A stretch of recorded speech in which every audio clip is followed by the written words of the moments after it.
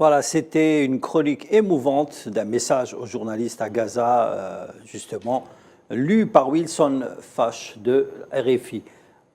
Faisal Matawi, aujourd'hui, plus de 70 journalistes, fixeurs, caméramans, photographes tués dans la bande à Gaza. C'est le plus grand, justement, chiffre d'une perte de la corporation dans un conflit. Absolument, dans une guerre, je pense qu'on va aller, si ça continue, vers un record, probablement le chiffre le plus élevé. C'est record depuis plus d'un siècle. Toute l'histoire des guerres, parce qu'on n'a jamais eu un chiffre aussi élevé. Il y a des photographes, il y a des journalistes, il y a des reporters, et les derniers en date, c'est le dernier chiffre donné, c'est le photographe de l'agence Anadolu, le photographe Montassar Sawaf, qui a été ciblé et qui est resté sur la chaussée pendant 1 heure. Il a perdu son sang.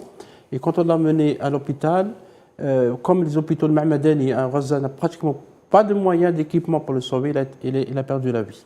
Il y a un autre photographe qui s'appelle Abdallah Derwish, il est de la chaîne Al-Aqsa. Il a été ciblé avec sa famille. Et il y a aussi le journaliste qui est également un enseignant universitaire, Adam Hassouna, qui a été aussi ciblé avec un bombardement de sa maison. Allah yarhamoum, mais visiblement le photographe Sahafi Abdallah Derwish de l'Aqsa, sa voiture a été ciblée par l'armée israélienne. Donc c'est délibéré. Et selon RSF, Reporters sans frontières, qui a évoqué donc plusieurs cas, certains journalistes reçoivent des menaces de mort 24 heures avant d'être ciblés. Donc c'est carrément. Donc on a l'impression qu'il y a une liste qui a été dressée pour vider Gaza de ses reporters, de ces témoins, hein, parce que c'est des témoins de ce qui se passe là-bas. C'est du massacre commis de civils depuis Il faut préciser que pratiquement tous les journalistes qui sont tués, plus de 70, sont de nationalité palestinienne ou de la région, soit libanais, soit turc aussi. Oui, il faut noter aussi qu'il y a des journalistes qui ont été tués au sud du Liban, et certains, 2 ou 3 dans la Cisjordanie. Donc les journalistes sont sur la liste des personnes à tuer. Et RSF a souligné que les reporters sur place à Gaza n'ont pas de refuge sûr et n'ont aucun moyen de sortir de l'enclave. Ils sont tués les uns après les autres. Depuis le 7 octobre, ça c'est RSF qui le dit. Certains travaillent pour des médias occidentaux, comme pour des pigistes, pour Reuters, pour même RFI, etc. Pour beaucoup d'agences aussi, depuis le 7 octobre, le territoire palestinien subit une véritable éradication du journalisme. Il y a un appel qui est lancé à la communauté internationale pour intervenir, pour protéger les journalistes sur place. Malgré ça, malgré ces appels, malgré tout ce que toutes les organisations internationales ont dit, on a 73 journalistes tués depuis Shirin Abu Akleh, rappelez-vous, c'était la première. Donc c'était la première sur une liste.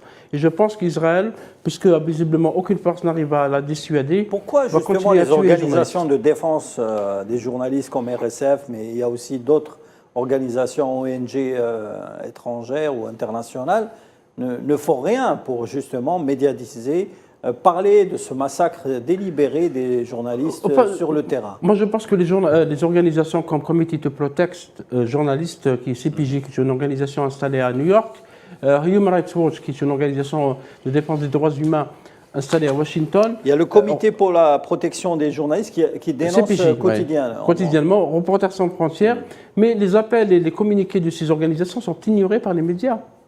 Alors qui défendent les médias. Qui défendent les médias. Donc quand il s'agit si c'est un journaliste américain ou anglais, il faut le dire maintenant, il faut le dire clairement.